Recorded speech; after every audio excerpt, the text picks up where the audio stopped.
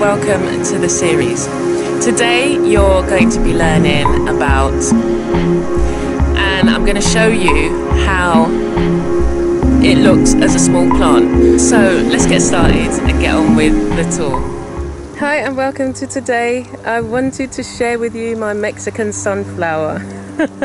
Now I know that looks a bit weird, but that was what I was given. I went to a organic garden course, and they gave us each one of these sticks like this in a pot.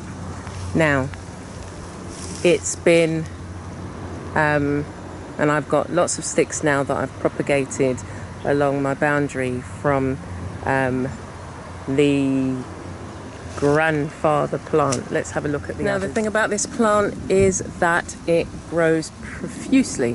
When I first grew them, they were quite spindly until I learned how to prune, and I learned, it was just by accident, when I planted the smaller plant, the sticks, and I did some cuttings. They all had these kind of, I might be able to show you a bit later on, but they had these insects on that seemed to love it and were thriving on it. And then as I cut it back and, you know, it's called chop and drop, it started to pick up, the leaves started to get bigger, and it started to really thrive. Now I've got several that I took cuttings from, and look at all of the plants that I've got from it, and they grow really thick in terms of their, if you look at the root, not the root, the trunk, see that it grows really, you allow it, it just takes over. And in some places it's known as an invasive plant. Let's have a look at the other one that we've got back here.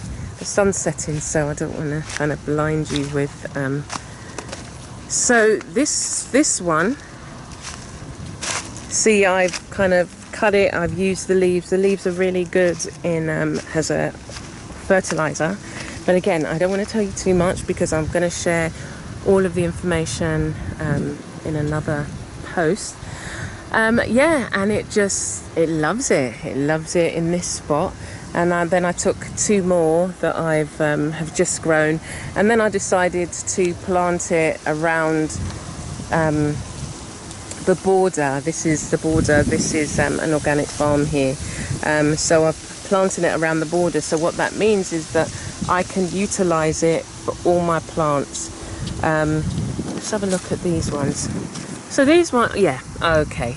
So that all of the plants, when I did the cuttings and they started growing, had those bugs on it, and it was just like all over the place, all over them. But as you strengthen the plant, it needed fertilization. The soil was very poor, and so as I improved the soil, the plants improved. And this one, let's have a look at this one to see if we can see the root, not the root, the trunk. So this is kind of like, let's just get in there. Yeah, it's just expanded, and they just shoot kind of, you know, branches all over the place. But it's good. It's a really good plant to have growing in the garden. You can grow it in a pot as well if you want. So but it's a wonderful plant, and it has a profusion. Let's just quickly take you down here. You can see that one there.